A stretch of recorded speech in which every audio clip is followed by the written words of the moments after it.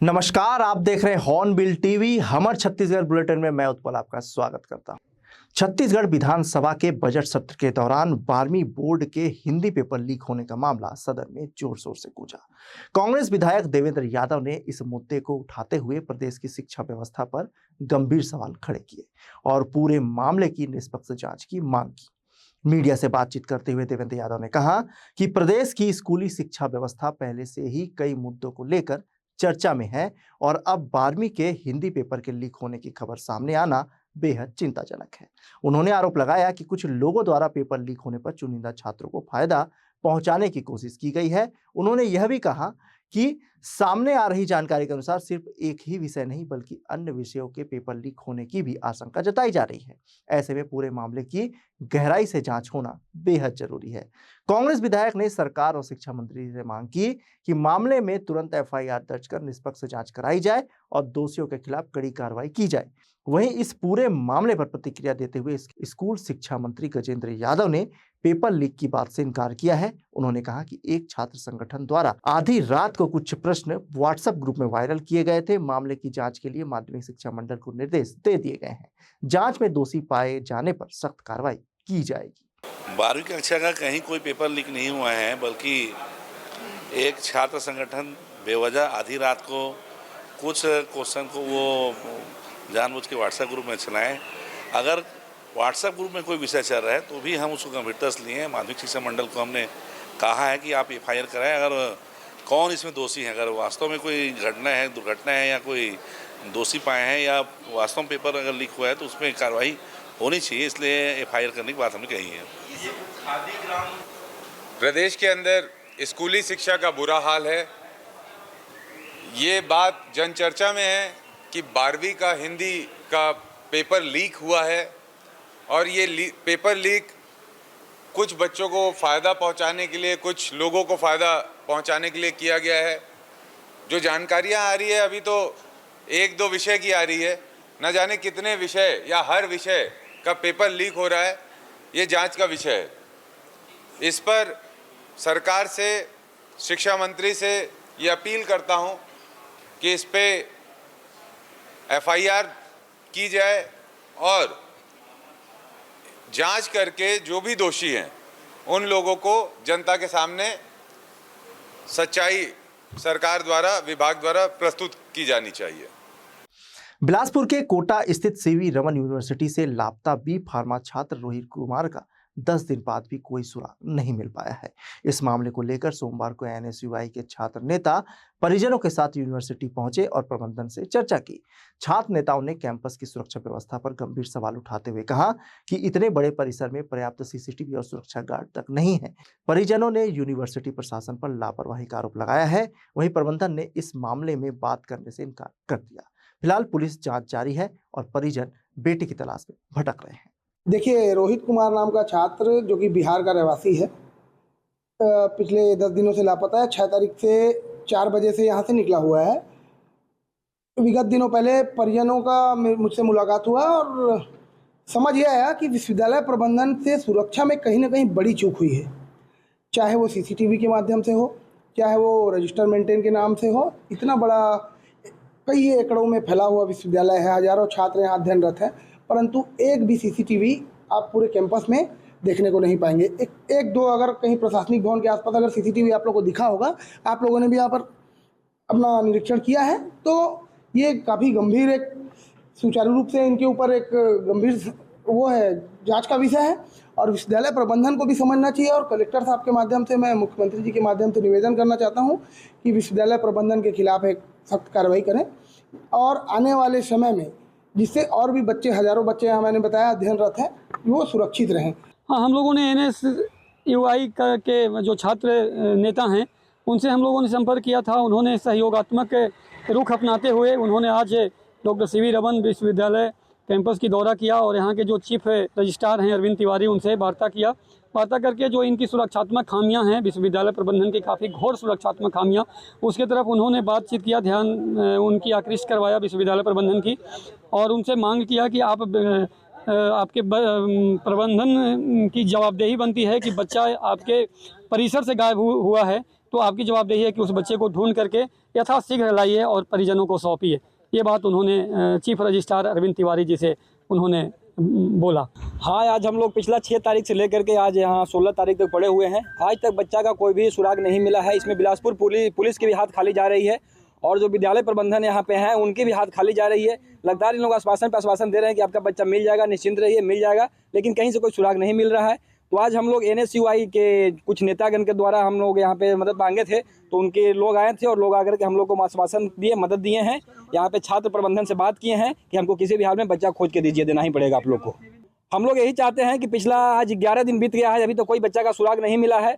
तो इसमें बिलासपुर पुलिस या यहाँ का विश्वविद्यालय प्रबंधन से हम उम्मीद करते हैं कि हमारा बच्चा को खोज के देने में सफल रहे। उसके लिए हम लोग इनका बहुत आभार प्रकट करेंगे। अभी तक हम लोग के साथ जो भी सूचना मिला है उसके आधार पर किसी भी तरह का बच्चा का सुराग कहीं से नहीं मिला है। नाम बता। बिलासपुर के ब्रिलियंट स्कूल में बच्चों की पढ़ाई और परीक्षा पैटर्न को लेकर बड़ा विवाद सामने आया है। आरोप है कि पूरे साल 5वीं और 8वीं के छात्रों को CBSE सिलेबस से पढ़ाने के बाद अब उन्हें अचानक CG बोर्ड की परीक्षा देने के लिए मजबूर किया जा रहा है। इससे नाराज परिजनों ने देर रात स्कूल का घेराव कर जमकर प्रदर्शन किया। परिजनों का कहना है कि इससे बच्चों का भविष्य पर असर पड़ेगा।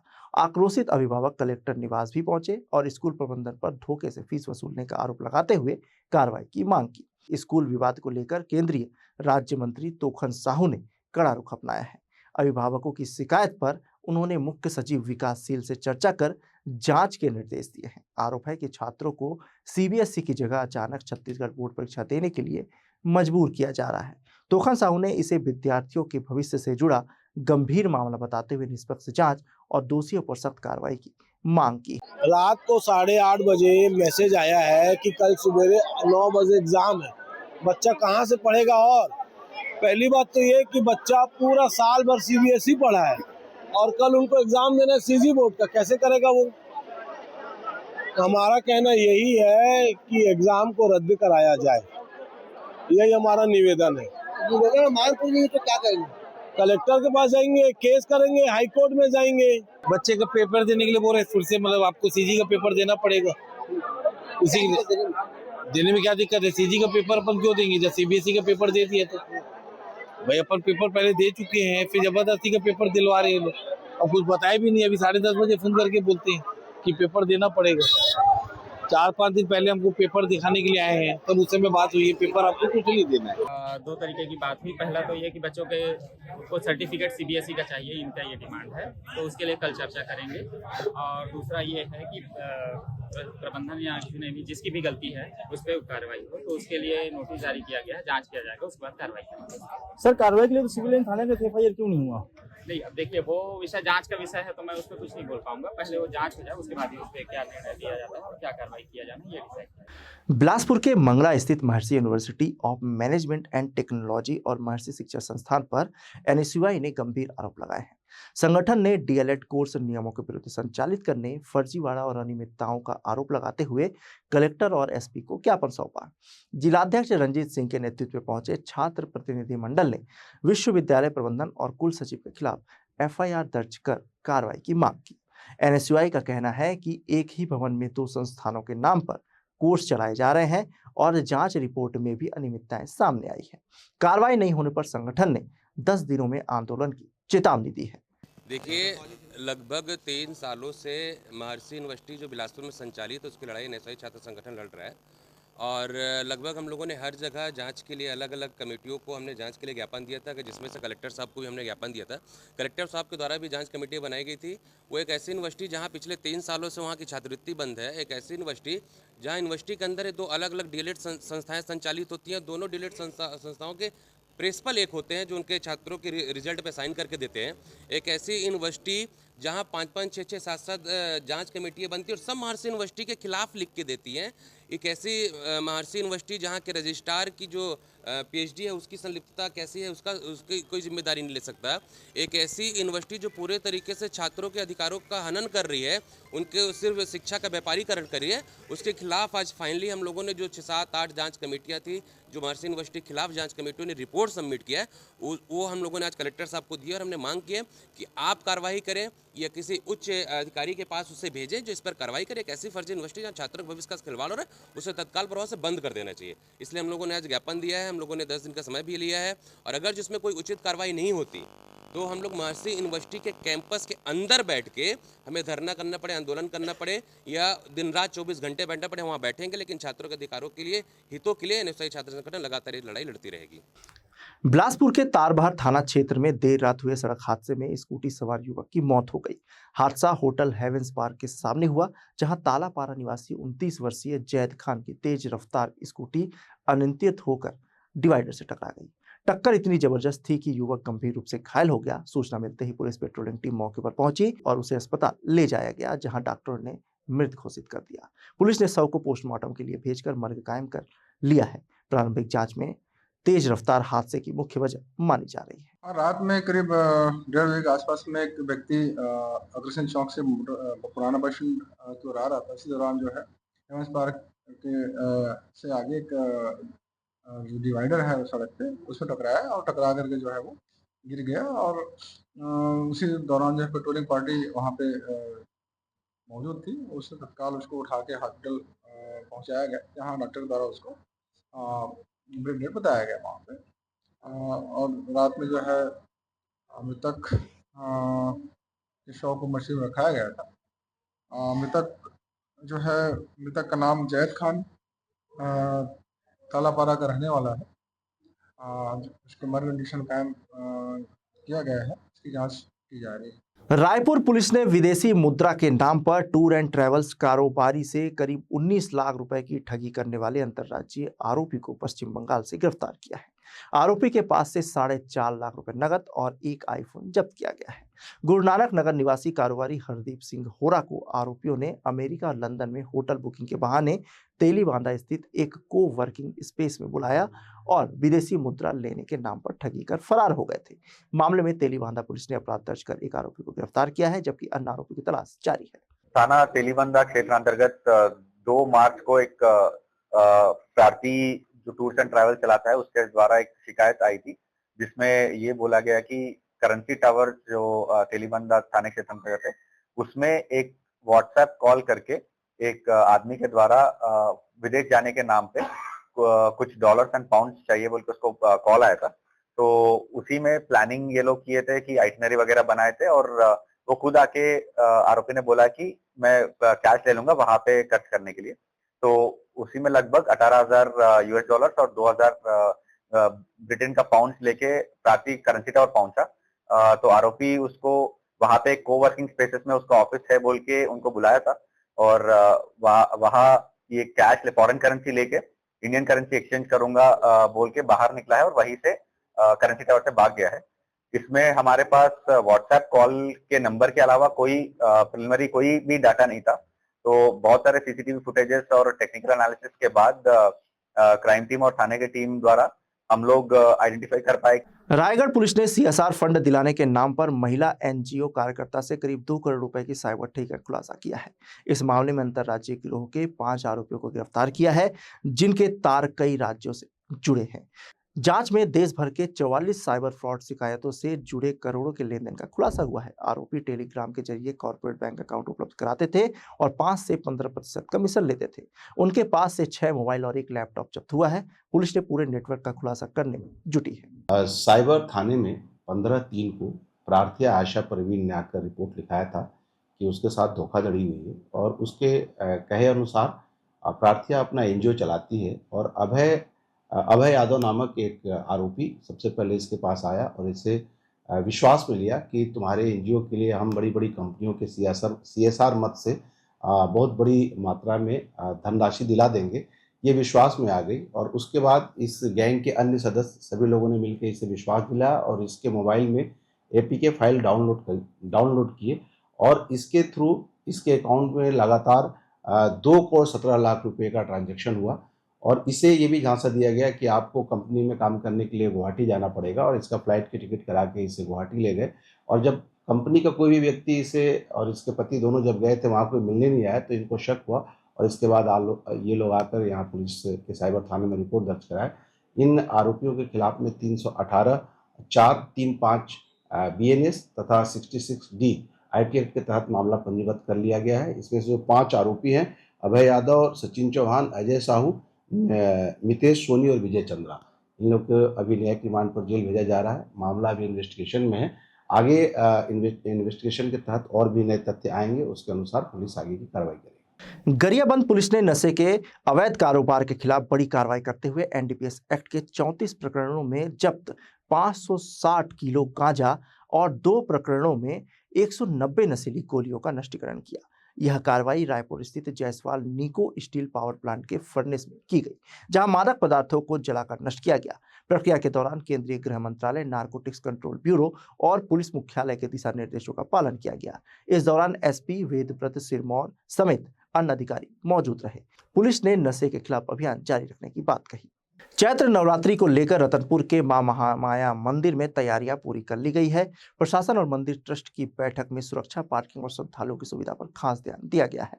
पहली बार 20 एकड़ में पार्किंग, अलग प्रवेश निकासी मार्ग, 24 घंटे मेडिकल सुविधा और CCTV निगरानी की व्यवस्था की गई है। सप्तमी पर पूरी रात मंदिर खुला रहेगा। ASP मधुलिका सिंह ने बताया कि श्रद्धालुओं को बेहतर सुविधा देने सभी इंतजाम सुनिश्चित किए गए हैं। प्रत्येक वर्ष की भांति महामाया मंदिर रतनपुर में चैत्र नवरात्र अभी प्रारंभ होने जा रहा है। उसके मद्देनज़र बैठक जिला प्रशासन, पुलिस और ट्रस्ट की एक बैठक ली गई थी, जिसमें ट्रस्ट की तरफ से और प्रशासन की तरफ से पुलिस को के लिए जो निर्देश दिए गए हैं सुरक्षा को लेकर के, यातायात प्रबंधन को लेकर के, उस संबंध में पर्याप्त व्यवस्था लगाया जा रहा है और सुचारू रूप से वहाँ पर आने वाले श्रद्धालुओं के लिए किसी प्रकार की असुविधा न हो, इस बात के मद्देनज़र संपूर्ण व्यवस्था, सुरक्षा व्यवस्था की जा रही है। बिना नंबर प्लेट वाले वाहनों के खिलाफ ट्रैफिक पुलिस ने सख्ती बढ़ा दी है। अब ऐसे वाहनों को पेट्रोल डीजल नहीं दिया जाएगा। ASP ट्रैफिक राम गोपाल करियारे के निर्देश पर जिले के सभी पेट्रोल पंप संचालकों को यह आदेश जारी किया गया है। पुलिस का कहना है कि बिना नंबर प्लेट वाले वाहन अपराधों में इस्तेमाल होते हैं, जिससे पहचान मुश्किल होती है। नियम तोड़ने पर पंप संचालकों पर कार्रवाई होगी। इस कदम से यातायात व्यवस्था सुधारने और अपराध पर अंकुश लगाने की कोशिश की जा रही है। आदरणीय वरिष्ठ पुलिस अधीक्षक महोदय के दिशा निर्देश पर शहर में जिस तरीके से बेतरतीब गाड़ियां चलाने की जो प्रवृत्ति देखी जा रही है, उन चीज़ों पर लगाम लगाए जाने हेतु, साथ ही विभिन्न प्रकार के जो अपराध घटित होते हैं उस अपराधियों पर नियंत्रण लगाए जाने हेतु एक विशेष प्रयास किया गया है, जिसके तहत जिले के समस्त जो पेट्रोल पंप के संचालक हैं, डीजल के संचालक हैं, उन सभी को आमंत्रित करके बैठक लिया गया था और बैठक में यह सख्त हिदायत और निर्देश दिया गया है कि किसी भी ऐसे वाहन चालक जिनके वाहन में जो है नंबर प्लेट नहीं लगाई गई है या नंबर प्लेट के साथ छेड़छाड़ की गई है या नंबर प्लेट के साथ किसी भी प्रकार की जो है टेप लगाकर उसको छुपाने का प्रयास किया गया है या गलत नंबर प्लेट लिखे गए हैं, इस सभी प्रकरण में उन्हें जो है डीजल एवं पेट्रोल नहीं दिए जाने का निर्णय लिया गया है और इसके तहत सभी जो डीजल और पेट्रोल पंप के संचालक हैं उन्हें समझाइश दी गई है कि किसी भी इस तरीके के प्रकरण में न दिए जाएं। अपितु उन्हें यह भी बताया गया है कि अगर इस तरीके की कोई वाहन आपके समक्ष आती है तो उसकी सूचना तत्काल ही संबंधित थाना प्रभारियों को, संबंधित जो है अधिकारियों को और हमारे जो कंट्रोल रूम है उन्हें अवगत कराई जाए, ताकि ऐसे जो वाहन चालक हैं उस पर तत्काल कार्रवाई की जाए। साथ ही अगर किसी भी प्रकार के में अपराध में इस तरीके के लोग इंगेज हैं तो उस अपराधी को तत्काल पकड़ने में सहूलियत प्राप्त हो सके और इसके लिए समस्त नागरिकों को जागरूक भी किया गया है कि अगर इस प्रकार के कोई प्रकरण आपके सामने दिखाई देते हैं तो तत्काल ही कंट्रोल रूम को अवगत कराएं। प्रदेश में राष्ट्रीय शिक्षा नीति 2020 को लेकर सियासी घमासान तेज हो गया है। एक तरफ कांग्रेस शिक्षा व्यवस्था और शिक्षक नियुक्तियों पर सवाल खड़े कर रही है, तो वहीं राज्य सरकार अपने फैसलों को सही ठहरा रही है। सरकार का कहना है कि स्कूलों में छात्रों और शिक्षकों का संतुलन बेहद जरूरी है। प्रदेश में कई जगहों पर यह संतुलन बिगड़ा हुआ था। कहीं शिक्षक कम थे जिससे पढ़ाई प्रभावित हो रही थी, तो कहीं छात्रों की संख्या कम या शून्य होने के बावजूद शिक्षक तैनात थे। सरकार के अनुसार पहले कई प्राथमिक स्कूलों में 10 से 14 शिक्षक पदस्थ थे, जबकि 749 स्कूल ऐसे थे जहां सिर्फ 1 या 2 शिक्षक ही थे। इस असंतुलन को दूर करने के लिए मुख्यमंत्री विष्णुदेव साय के निर्देश पर नियुक्ति प्रक्रिया शुरू की गई है। इसके तहत शिक्षकों को जरूरत के हिसाब से पुनः तैनात किया जा रहा है ताकि हर स्कूल में पढ़ाई बेहतर हो सके। फिलहाल इस मुद्दे पर राजनीति तेज है। अब राष्ट्रीय शिक्षा नीति के बारे में कांग्रेस के लोग प्रश्न कर रहे हैं। पहले उनको अपना कार्यकाल देखना चाहिए। सन 2020 में राष्ट्रीय शिक्षा नीति आई थी, जिसको वो लोगों ने खुद लागू नहीं किया। हमारी भारतीय जनता पार्टी सरकार ने आके नई राष्ट्रीय शिक्षा नीति को लागू करने का काम हम कर रहे हैं, जो सतत प्रक्रिया है 2030 तक चलेगा। जो राष्ट्रीय शिक्षा नीति के तहत जो बच्चों का जो अनुपात है 20:1 होना चाहिए, मतलब 20 बच्चों पीछे एक टीचर होना चाहिए। और हमारे यहाँ कुल प्रदेश में दर संख्या हम देखें, बच्चों की संख्या देखें और टीचरों की संख्या हम देखें, तो हमारा अनुपात 1:19 है। मतलब 19 बच्चों के बीच में हमारा एक अनुपात है। लेकिन फिर भी कई स्कूल ऐसे हैं जहाँ पे शिक्षक विहीन रहते हैं, कुछ स्कूलों में एकल शिक्षक हैं। तो इन सब चीज़ को ध्यान रखते हुए भारत में पहली बार हमारे राज्य में माननीय विष्णुदेव साय जी, माननीय मुख्यमंत्री जी के निर्देश पे युक्तिकरण हुआ। मैं आपको बताना चाहता हूँ, युक्तिकरण के पूर्व प्रदेश के 8 प्राथमिक शाला, 2 कक्षाओं की प्राथमिक शाला में 15 टीचर थे। 61 प्राथमिक शाला जो ऐसे थे जहाँ पे 10 से 14 टीचर थे। 749 ऐसे प्राथमिक शाला थे, 2 कक्षाओं प्राथमिक शाला, जहाँ 6 से 9 टीचर थे। और बड़ा दुर्भाग्य है कि 211 ऐसे स्कूल थे जहाँ 0 बच्चों के बीच में भी टीचर काम कर रहे थे। एक तरफ प्रदेश में हम देखते हैं कि शिक्षकों की कमी है, बच्चे आंदोलन करते हैं, घेराव करते हैं, और दूसरी तरफ ऐसा है कि बच्चे नहीं है, वहाँ शिक्षकों की नियुक्ति है, पोस्टिंग है। तो इन सब बातों का ध्यान रखते हुए माननीय मुख्यमंत्री श्रद्धेय विष्णुदेव साय जी ने युक्तिकरण लागू किया। उसका आज लाभ ये हो गया पूरे प्रदेश में एक भी स्कूल ऐसा नहीं है जहाँ पे शिक्षक विहीन हो। आने वाले समय में हम शिक्षक गुणवत्ता बढ़ाएंगे। दूसरी बात, जो आज कांग्रेस के सदस्यों ने जो पूछा कि यू डाइस कोड के बारे में बोला, तो एक संस्था में, एक परिसर में 4 अलग अलग स्कूल चलने का महत्व औचित्य क्या है, उनको समायोजित करके जो 3 स्कूल, 2 स्कूल, 4 स्कूल चलते थे, उसको एक परिसर में, एक बिल्डिंग में एक कंपोजिट स्कूल चलेगा। उसको ध्यान रखते हुए सारे स्कूलों को एक बड़े स्कूल में मर्ज किए हैं। यही मूल निश्चय था जो हमारा, उसका उद्देश्य ये है कहीं भी शिक्षकों का कमी ना हो, विषयवार शिक्षकों की कमी ना हो, और जो असमानता है, गांव और शहर के बीच का असमानता है, उसको हम दूर करें, ये हमारी कोशिश रहेगी। सिंधी युवक समिति द्वारा संचालित सिंधु विद्या मंदिर स्कूल में झूलेलाल जयंती की तैयारी को लेकर बैठक आयोजित की गई। बैठक में सेंट्रल महिला विंग की पदाधिकारी बहनों ने भाग लिया, जिनका समिति द्वारा पुष्प गुच्छ देकर स्वागत किया गया। इस दौरान सभी ने वर्ष 2026 में भगवान झूलेलाल की शोभा यात्रा को भव्य बनाने का संकल्प लिया। समिति के नेतृत्व में 20 मार्च शुक्रवार को शहर के मुख्य मार्गों से होकर शोभा यात्रा निकाली जाएगी। आयोजन को सफल बनाने के लिए विभिन्न जिम्मेदारियां तय की गई और सभी ने अपने अपने योगदान देने की बात कही। इस दौरान सिंधी युवक समिति के अध्यक्ष मनीष लाहोरानी, महामंत्री अमित संतवानी, कोषाध्यक्ष मुकेश मूलचंद, संरक्षक अमर बजाज सहित सिंधी समाज के सभी सदस्य एवं पदाधिकारी मौजूद रहे। जय झूलेलाल सभिनी खे। ये नव वर्ष प्रतिपदा चेटी चंड जूं सभिनी खे लख लख वाधायूं। जीअं कि पतझड़ ॾिसूं था, पुराणा पत्ता झड़नि था, नया पत्ता